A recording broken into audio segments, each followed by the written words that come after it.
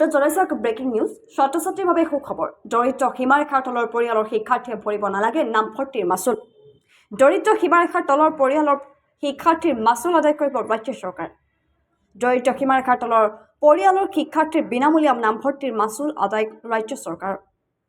বিনামূলীয়া নামভৰ্তিৰ বাবদ 18 কোটি টকা মুকলি বিভিন্ন বিদ্যালয়ৰ বেংক একাউণ্টলৈ ডিবিটি যোগে হস্তান্তৰ ধনৰাশি একাদশ আৰু দ্বাদশ শ্ৰেণীৰ শিক্ষাৰ্থীয়ে লাভ কৰিব এই সুবিধা চলিত শিক্ষাবৰ্ষৰ 2,50,899 গৰাকী শিক্ষাৰ্থীৰ নামত আবণ্টন এই পুঁজি এই কথা সদৰি কৰে ৰনোজ পেগুৱে পুনৰবাৰ জনাইছো ছাত্ৰ ছাত্ৰীৰ বাবে সুখবৰ দৰিদ্ৰ সীমাৰেখাৰ তলৰ পৰিয়ালৰ শিক্ষাৰ্থীয়ে ভৰিব নালাগে নামভৰ্তিৰ মাচুল দৰিদ্ৰ